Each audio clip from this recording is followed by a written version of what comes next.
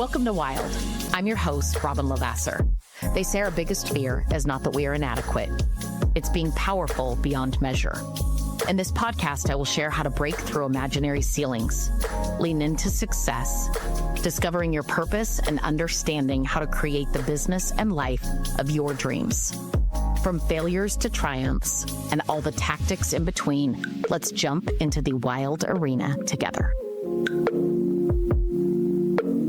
Welcome back to Wild with Robin Lavasser. I'm going to talk about a topic that I think sometimes I often avoid because it's not something that was talked about as I was growing up. I think for many of us, it can be a taboo word. It's not something that is discussed in general friendship conversations or family conversations. It often feels private, vulnerable, and whether it's that you have enough of it, that you don't have enough of it, that you spend too much of it, the lovely talk is about money. And one of the things that I am so grateful for is the financial literacy that came into my life when I was the most vulnerable, I would say. And so I'm going to take you a little bit through where this topic hits home for me for a minute.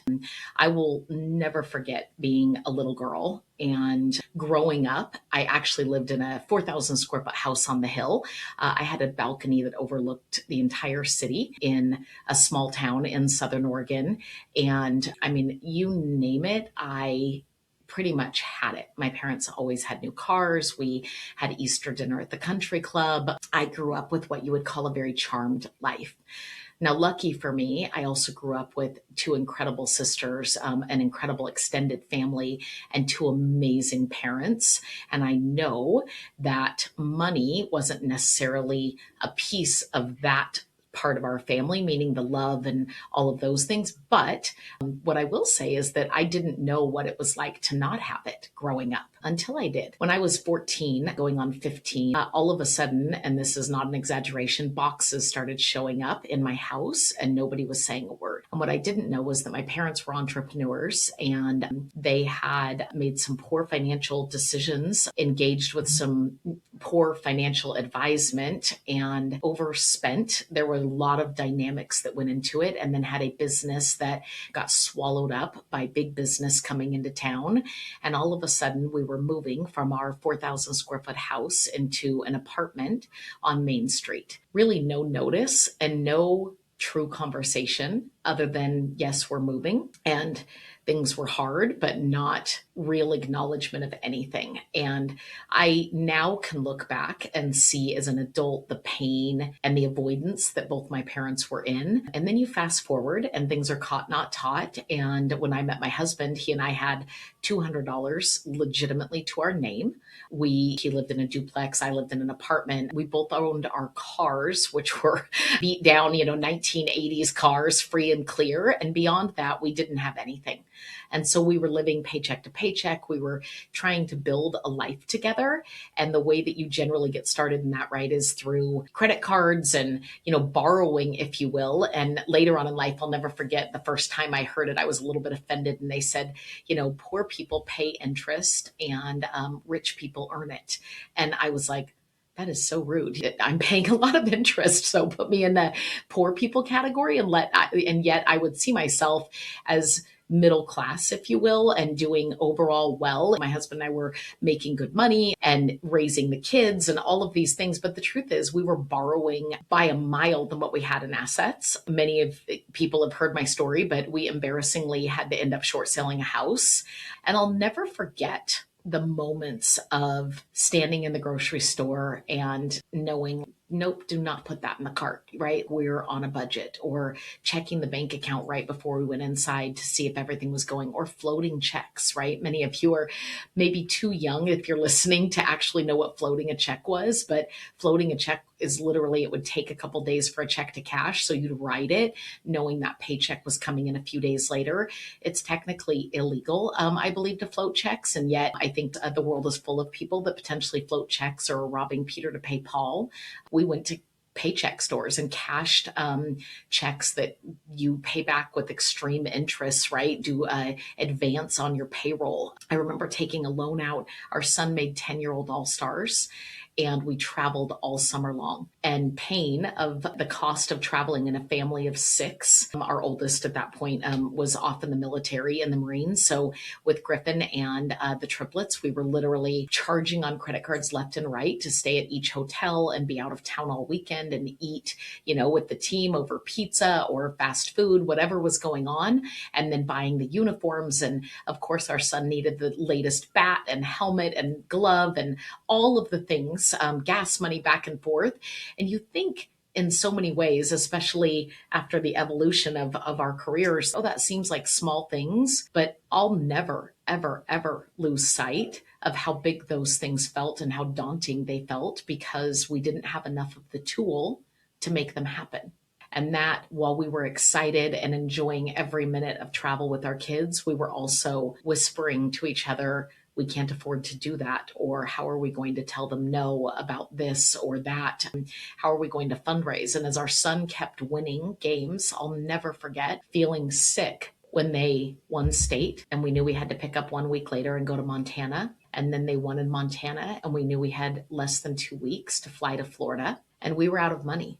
And what's interesting is I know the whole team was in many ways in the same financial position, but it felt like a lot of shame and embarrassment as it felt for John and I. We were maybe in the worst position, but pretending like we were in a great position to be able to do it and to be able to say yes. And so I vividly remember calling a place that's kind of a paycheck place and extending a credit line we already had. And they did that and then getting a brand new Southwest credit card and maxing both of them immediately to pay for myself to be with our 10-year-old and then John to join us for just a couple days because we couldn't afford for him to have time off. And then by the grace of God, we had friends and family who were able to take the triplets for us because we couldn't afford to send our family of six to Florida for the 12-day baseball run that we had to be out there for the World Series, once in a lifetime massive achievement by our little Eugene, Oregon baseball team. And so much excitement and joy around it. And yet also so much incredible weight, missing work, the amount of money that it takes just to live out of a hotel for that many days and nights and, working with other families. And I remember, there was one family, they were the kindest family and so humble, but he was a pharmacist and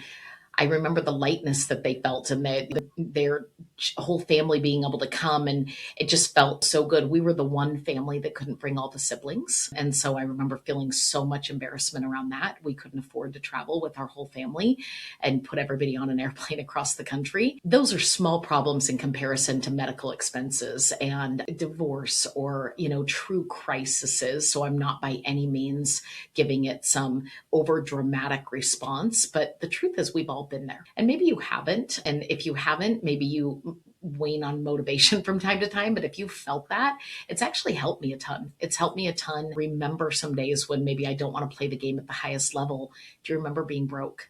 Do you remember having this stress? Do you remember feeling the overwhelm?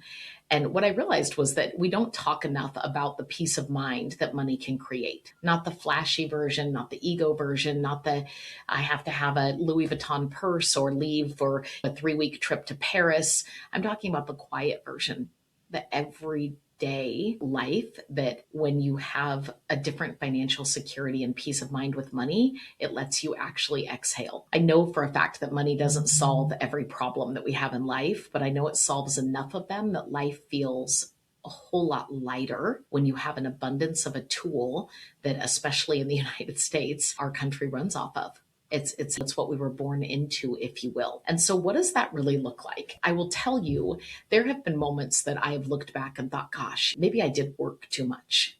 And then there's these other moments where you recognize needs from people. And I've spoke very candidly about my parents being self-employed, losing everything and never being able to rebuild a big enough retirement that they were ever financially secure.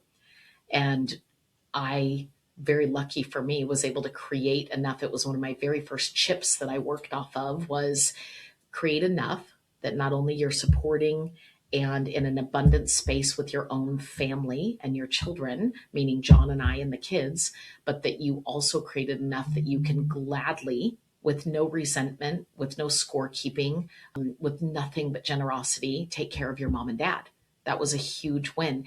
And I think about the stress that would have been on our family if we didn't actually have that, if I didn't have that tool in that moment. And that's not a me statement. It's saying I was the one who had no ceiling on what I could create financially, and having no ceiling allowed for a problem to be solved that was going to be there no matter what. But instantly being able to give a tool to it took away probably countless sleepless nights for my parents, countless amounts of guilt and stress for my sisters and myself, problems that would need to be solved, whether it was an extra prescription, the gap between when their Medicare would run out, the new roof they would need on their house, or the water heater that suddenly broke. I was able to help. And there were plenty of moments in our early marriage where I wasn't able to do any of that without, every time we had a tire problem, we were racking back up our bill at our local tire company, Les Schwab. And that's okay, but it's one more bill in the mail. I remember sitting down and writing bills on a Sunday and paying out beyond just everyday living expenses, 13, 14, 15 additional payments, and just the emotional stress that that would bring. I think about it all the time, and I think, money doesn't remove grief.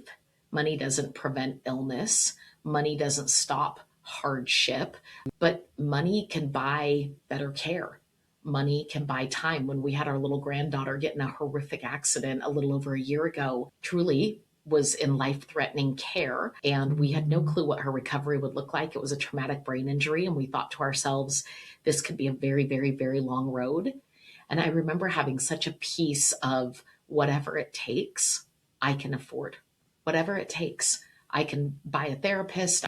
We can pay for specialty care. We can fly to a different clinic. We are not restrained financially. It means it bought less panic, and it bought way more flexibility. When we wanted to stay focused solely on Olivia's care and her recovery, when I wanted her parents to stay focused solely on being there and present with her and not worrying about what if we're not making money and what about our mortgage, I could fill those gaps. And it's interesting because I don't think it's a martyr syndrome or a power play or something that, again, glorifying more or glorifying the margin, if you will. But the abundance of money gives you the ability to say no and say yes.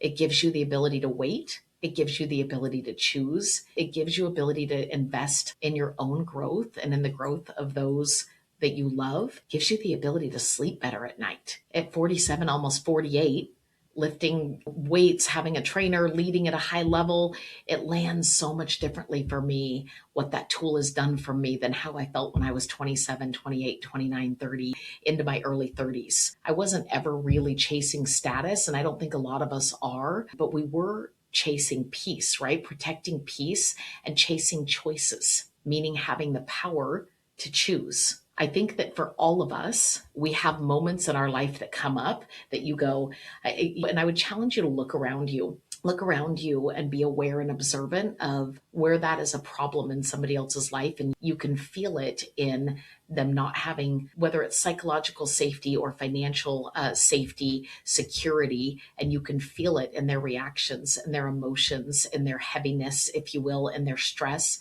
maybe in their mood swings, different things.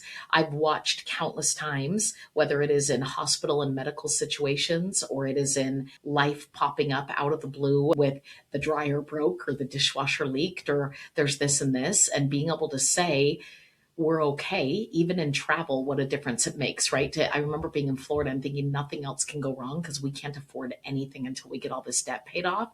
And even in Florida, what if there was a missed flight and we had to get a hotel for the night? We were maxed on everything. What a difference it is now, the peace of mind of travel. Something goes wrong, you have the resource and the ability to fix it. So when you decided to go 100% commission, when you decided to take the ceiling off of living in a fixed income budget, which is what happens whenever you have a very specific amount of money, period, end of story. Yes, you can adjust to live within your means, but you can't create necessarily. You can create, but your means have to stay at a certain level, right? Which is very hard to do. And so what can it create on the other side when you have chosen to create that abundance? So I knew that money would never heal grief. It wouldn't fix insecurity. It can't build my character. It can't replace relationships. But I knew it could take away some unnecessary suffering in people and in myself. I knew it would reduce anxiety. Again, it would increase generosity. It would create opportunity. And here's what I would challenge you with: there is zero shame and no guilt in wanting all of that and more. It doesn't mean you are greedy. It doesn't mean that you are excessive. Financial abundance is not selfish, it's stabilizing, it's protective, and it's empowering. And in industries like ours that can fluctuate so wildly, building abundance is actually wisdom. It's not greed. So give yourself permission to grind for things that are important to you, but most importantly, grind for your own peace and your own choices, because having the freedom in those two areas gives you the best version of yourself that then can pour heavily into others and create examples that other people can look to and grow from. And you, I promise, will feel incredibly fulfilled, not from the money, but from the overall security and the choice and the peace. If this was helpful, I hope you share it. We'll see you on the next Wild.